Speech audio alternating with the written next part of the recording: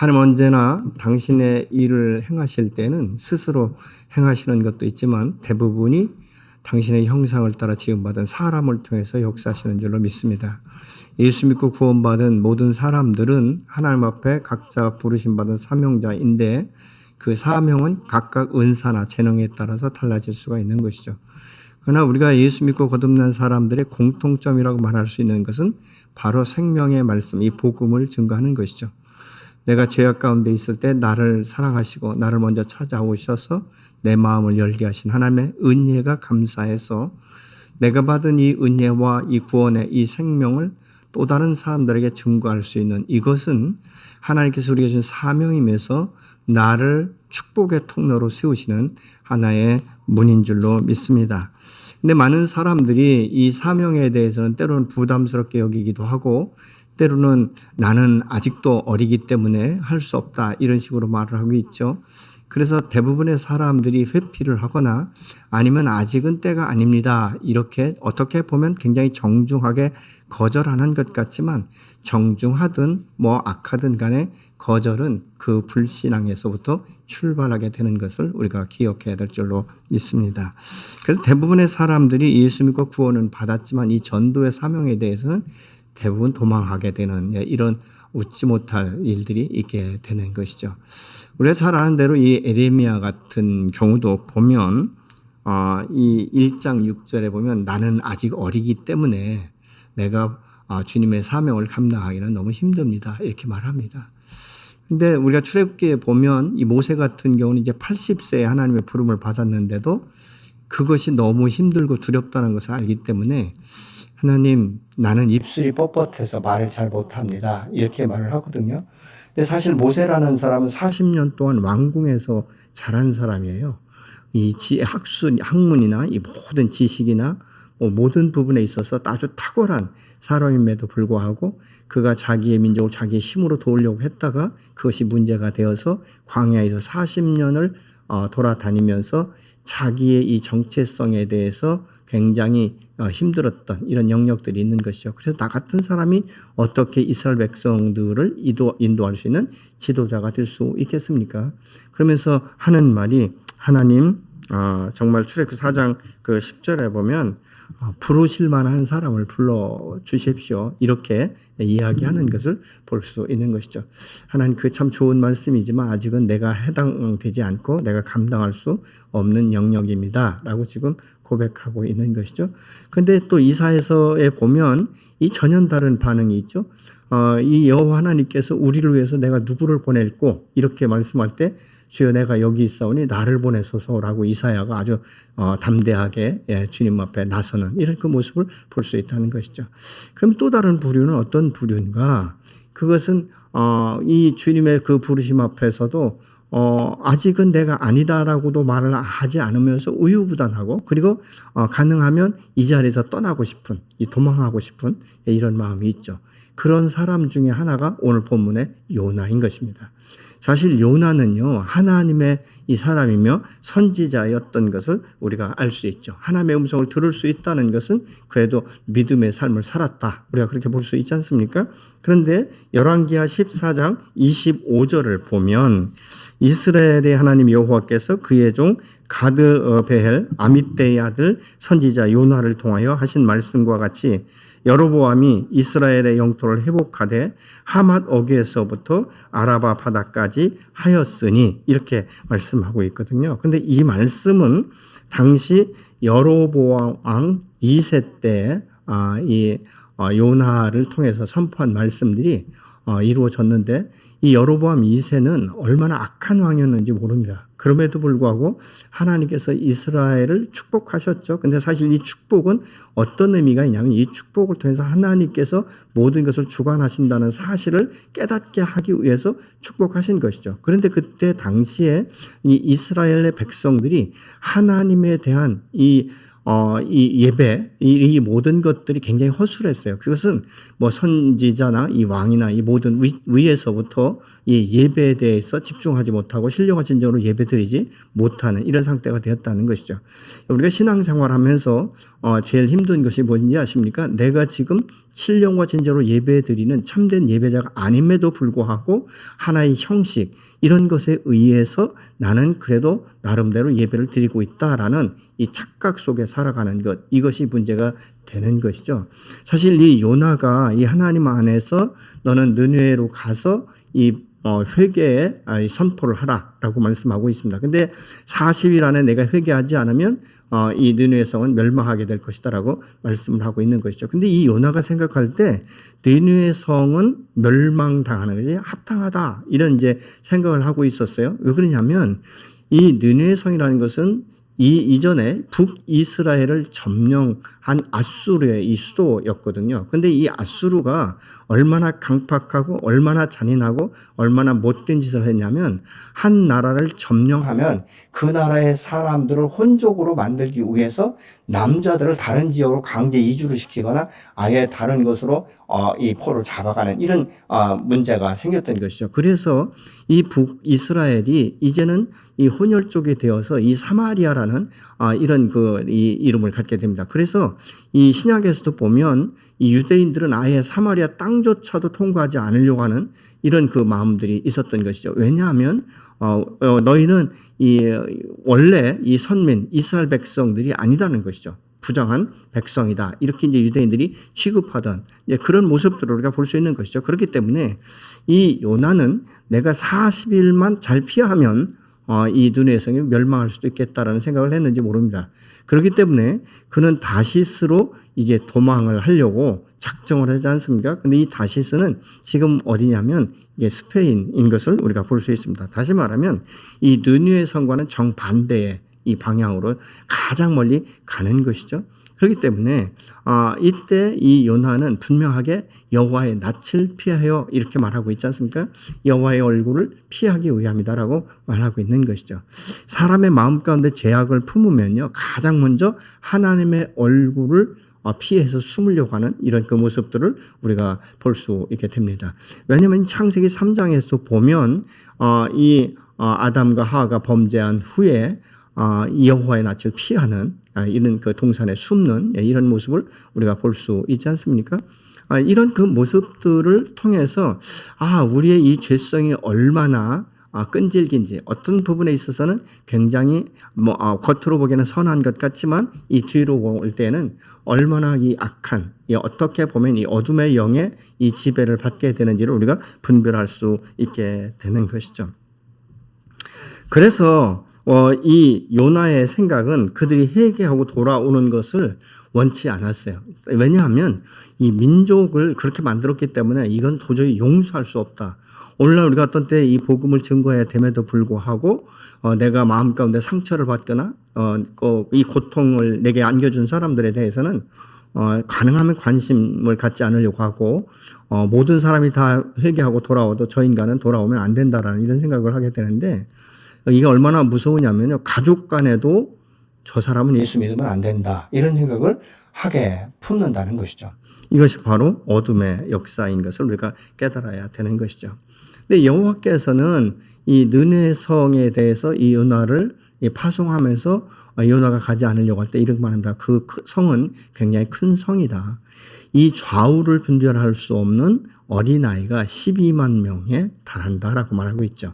객관적으로 보편적으로 사람들이 말할 때 이 느느웨 성은 약 100만 명 정도의 사람들이 살고 있었던 성이라고 말을 합니다. 그렇게 해서 이 요나가 이 3절에 보면 여호와의 얼굴을 피한다 이렇게 말하고 있지 않습니까? 그래서 다시스로 가려고 이제 요빠 항구로 갔는데 마침내 그죠? 때마침 이 다시스로 가는 배가 있어서 뱃삭을 지불하고 그 배에 승선했다라고 말을 합니다. 여러분 우리가 어떻게 보면요, 이 하나님의 뜻이 아님에도 불구하고 내 생각과 계획대로 추진해 나갈 때 탁탁 맞아 떨어질 때가 있어요. 기가 막히게. 그러면 사람들이 어떤 착각을 하는지 아십니까? 아, 이것은 하나님의 뜻일 수도 있다라는 착각을 하게 되는 것이죠. 그런데 우리가 이 요나의 특징을 보면, 그러면 내가 뱃삭을 주고 다시스로 가기로 결정을 했으면 당당하게 갑판 위에 있든지 아니면 뭐 좋은 이 자리에 있어야 되는데, 요나는 배를 타면서 곧바로 내려간 것이 배 밑창으로 내려갔다라고 말을 하고 있죠. 그러니까 누구에게도 보여주고 싶지도 않고 하나님의 얼굴을 이제는 더 이상 보고 싶지 않은, 그래서 배 밑창에 들어가서 그가 깊은 잠에 빠졌다라고 말하고 있는데, 여러분 말이 그렇지 고민하는 사람이 깊은 잠에 빠지면 얼마나 깊은 잠에 빠질 수 있겠습니까? 그렇지 않습니까? 그럼에도 불구하고 요나는 이것저것 다 보기 싫고 자기가 감당하고 싶지 않기 때문에, 더 이상 생각하고 싶지 않기 때문에 에라 모르겠다, 잠이나 자자, 이런 식이죠. 여러분 오늘날 우리가 이 세상 가운데 살면서 스트레스 받고 막 힘이 들고 할 때 어떻습니까? 이것저것 다 아무 꼴도 보기 싫고 누구도 만나고 싶지 않아서 그냥 깊은 어떤 그 혼자 한적한 곳에 가서 이렇게 있기 원하는 이런 마음들이 순간순간 들어올 때가 있지 않습니까? 왜 배밑창에 들어갔겠습니까? 하나님의 얼굴을 더 이상 보고 싶지 않은 것이죠. 때로는 그 마음가운데 두려움도 있었을 것이에요. 그럼에도 불구하고 그 속으로 들어가지 않습니까? 여러분 오늘날도 우리가 죄를 범할 때 많은 사람들이 주저주저합니다. 그러면서도 할 수밖에 없다, 이런 생각들을 하게 되는 것을 우리가 볼 수 있지 않습니까? 우리가 이처럼 이 하나님의 뜻에 불순종해도 자기 생각대로 잘 풀리면 스스로 생각하기를 하나님이 용납해 주시는 것처럼 생각한다는 것이죠. 그래서 오늘날도 많은 사람들이 곁길로 가면서도 마치 하나님께서 지금 자기와 함께 동행하시는 것처럼 착각하고 살기 때문에 여전히 죄악 가운데 놓여서 살아가는 인생들이 우리 주변에 있는 것을 봅니다. 이런 모습들을 사실은 이 신자들이 아니라 불신자들이 더 정확하게 보면서 예수 믿는 것들도 별 수 없다, 그러면서 하나님의 영광을 가리게 되는 모습들을 우리가 주변에서 볼 수 있지 않습니까?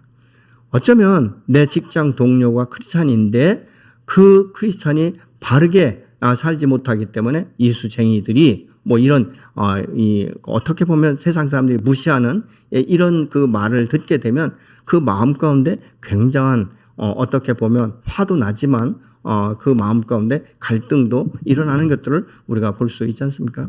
제가 직장에 다닐 때 한 동료가 굉장히 어떤 그 직장에서는 그 높은 직에 있었어요. 근데 이제 제가 예수를 믿고 나서 뭐 이렇게 음주를 안 하고 하다 보니까 그 최고 고위자가 이런 이야기를 해요. 누가 예수쟁이냐? 누가 예수쟁이냐?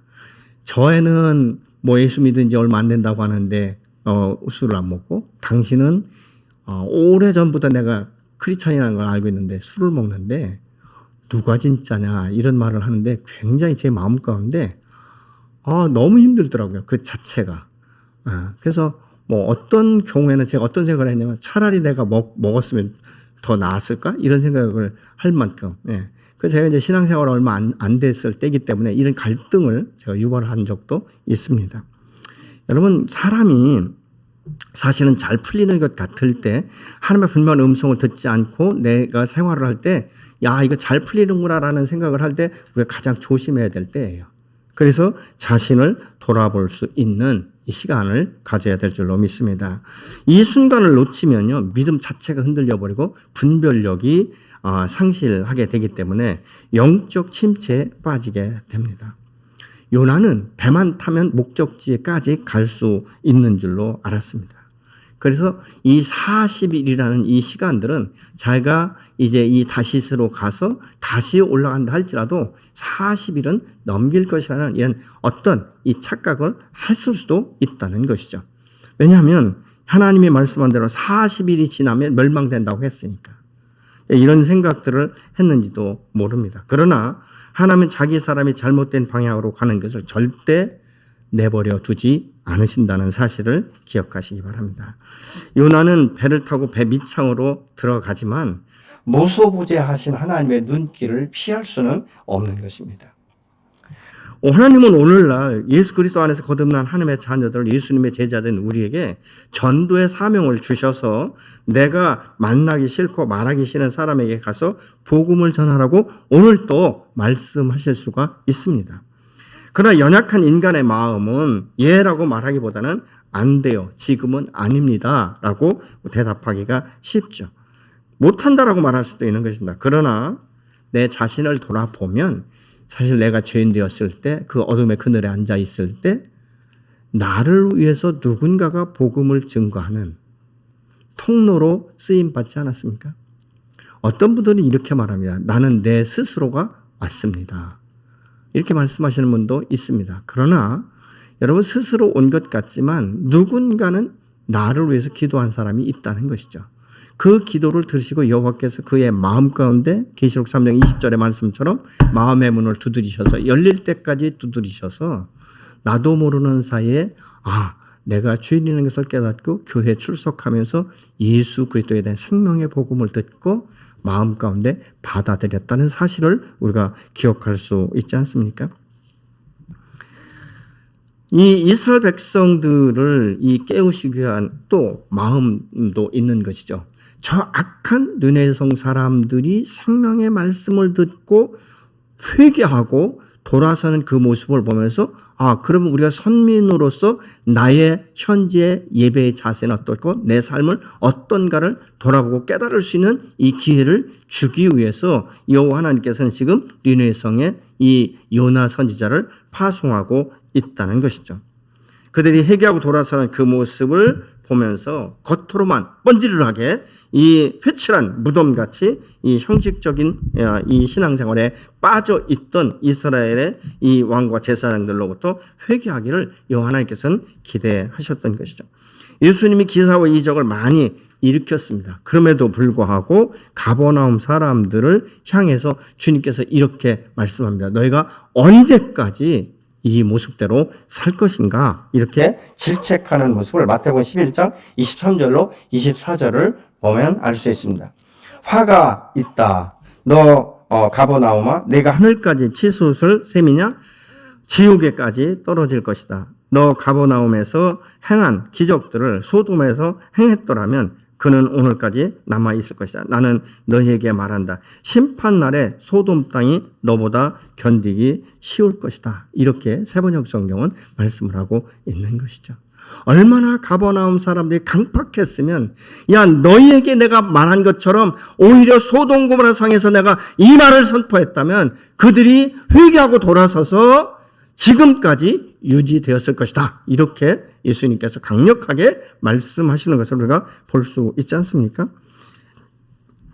이 사람의 마음이 믿음 안에서 나태하고 영적 침체에 빠지게 되면 회개하기가 쉽지 않다는 것이죠.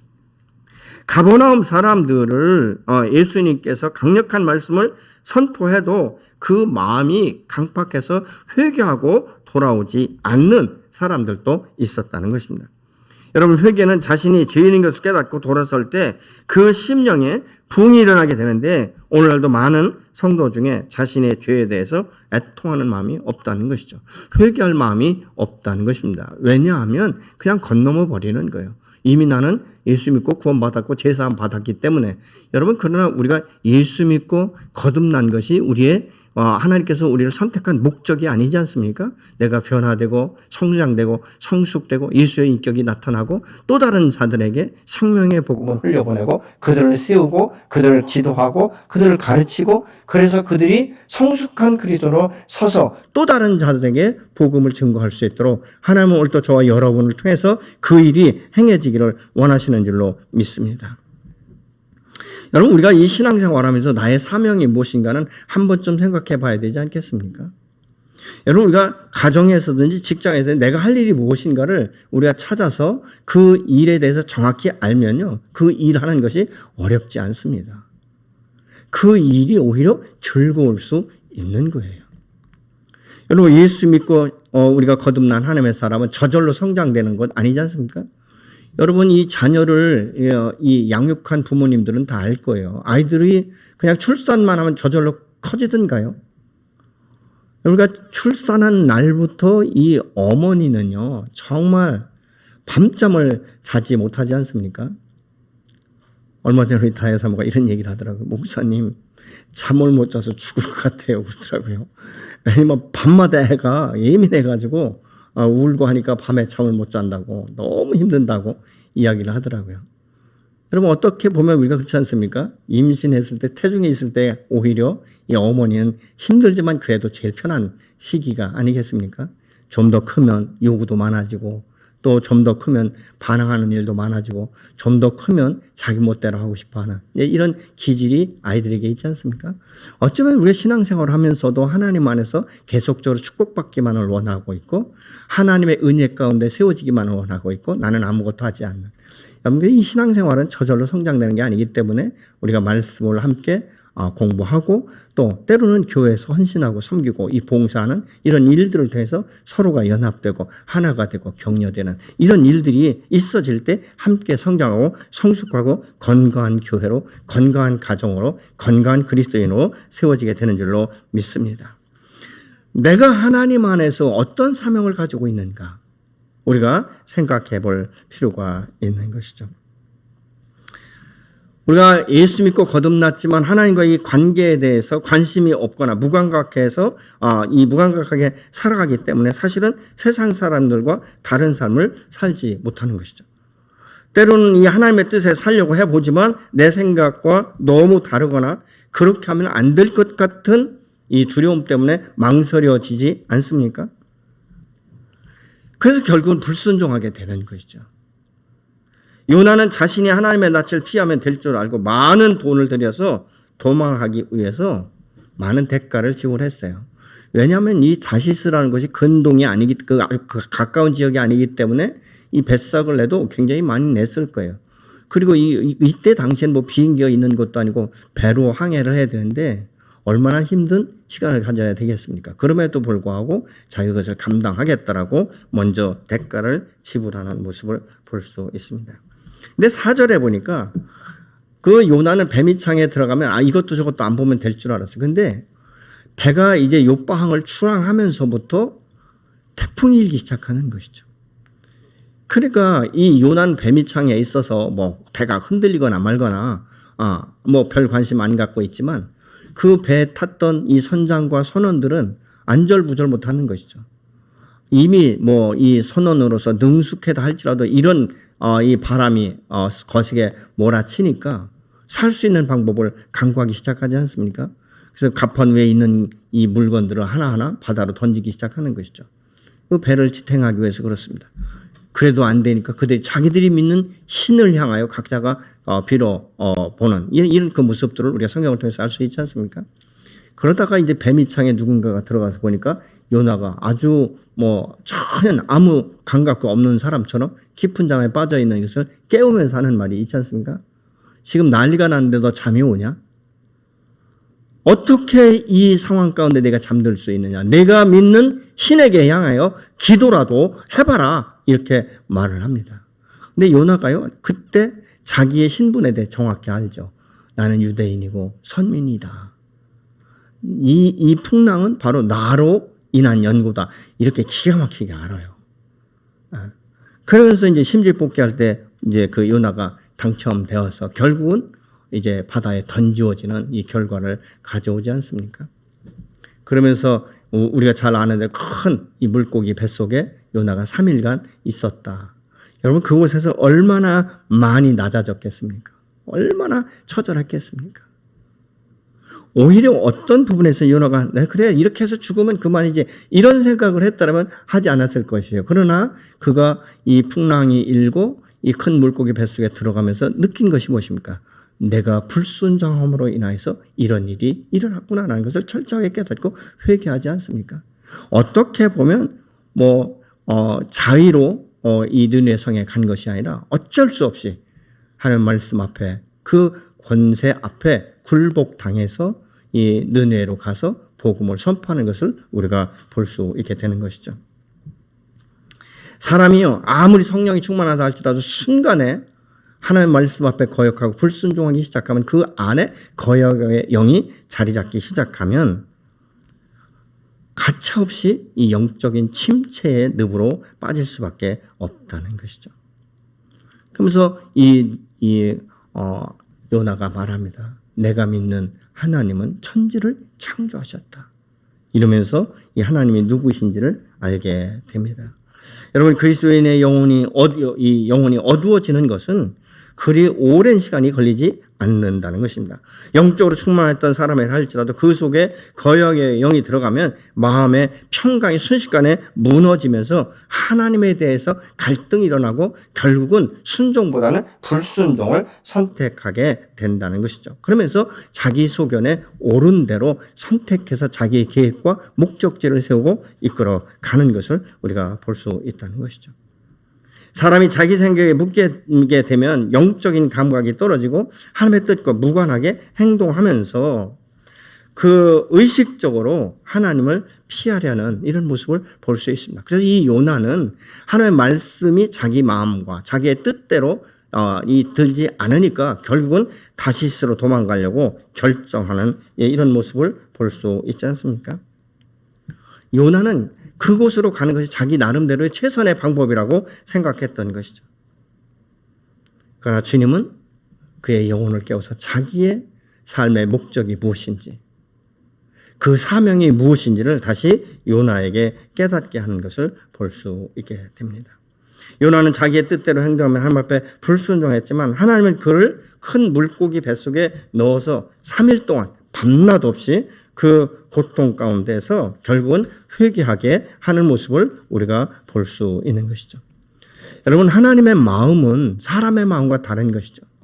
요나의 마음 가운데는 용서하지 못하는 마음이 있었지만 하나님의 마음은 그 좌우를 분별하지 못하는 12만이나 되는 이 아이가 있는 그 성, 약 100만의 인구가 있는 그 성을 도저히 멸망시킬 수 없었습니다.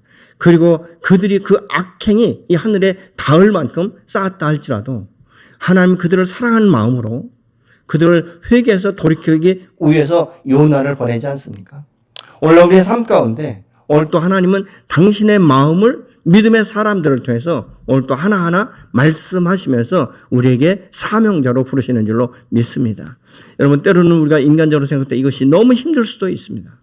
그러나 나를 나되게 하신 하나님의 은혜를 다시 한번 기억한다면 우리는 그럼에도 불구하고 말씀 앞에 순종할 때 여호와 하나님께서 그 길을 함께 동행하시면서 가르치시고 지도하셔서 승리케 하실 줄로 믿으시기 바랍니다.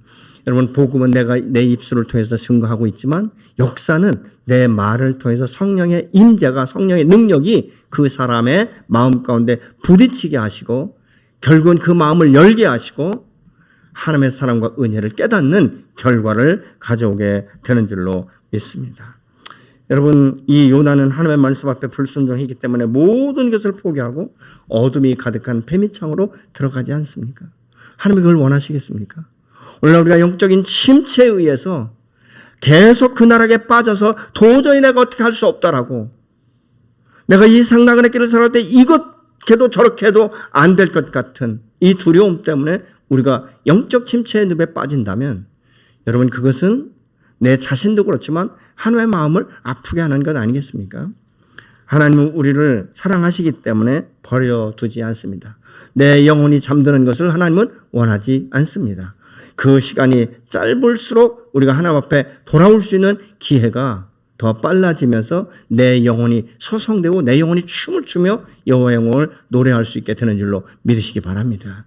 여러분, 하나님은 오늘도 당신의 형상으로 따라 지음받고 죄인에서 생명의 길로 옮겨진 하나님의 자녀들을 통해서 하나님의 나라가 확장되어지기를 원하시는 줄로 믿습니다. 제가 아는 많은 목사님들과 함께 만날 때 어떤 이야기를 하냐면, 목사님, 이 코로나 3년이 성도들을 안전방위로 만들고 있습니다. 교육에 나오라고 해도 불참하고 하여튼 예배에 참석하라고 해도 불참하고, 얼마 전에 이런 이야기를 해요. 목사님, 전에는 어디를 출타하려면 꼭 일부 예배로 드리고 왔는데요, 요즘엔 빠지는 것을 아주 당연하게 생각하고 아무런 생각도 없이 빠지는 이런 모습을 볼 때 아주 가슴이 터집니다. 이런 이야기를 어떤 목사님이 하시더라고요. 여러분, 누가 어찌 하든지 그게 중요한 것이 아닙니다. 하나님 오늘 또 그럼에도 불구하고 역사하시고, 그럼에도 불구하고 나를 사랑하시고, 그럼에도 불구하고 나를 붙들고 계시면서 나를 통해서 당신의 나라를 확장하고 내 삶을 복되게 하셔서 사명자의 삶이 얼마나 아름답고 축복된 기인가를 깨닫게 하시는 줄로 믿으시기 바랍니다. 하나님은 오늘 또 저와 여러분 한 분 한 분을 사랑하십니다. 그리고 그분 앞에 나가 그 기다릴 때 하나님께서는 한 말씀으로 우리에게 훈계하시고 다시 세우시는 줄로 믿으시기 바랍니다. 여러분 이번 명절에 저희 가족들을 만났을 때 아직도 이 불신자들을 만나셨다면 여러분이 고통스러웠을 것입니다. 온 가족이 함께 예배 드릴 수 있었다면 얼마나 행복했을까 이런 생각 하시지 않았겠습니까? 그렇다면 우리는 그 주님 앞에 나가 이제는 이전보다 더 갑절로 힘써서 기도해야 될 때인 줄로 믿으시기 바랍니다. 그래서 여러분들이 전도 대상자를 기록하시고 그것을 제출해 주시면 나만이 아니라 내 주변에 있는 함께 우리가 동역하면서 힘써 기도할 때 그 영혼이 죽게 돌아오는 시간과 그 길이가 빨라질 줄로 믿으시기 바랍니다.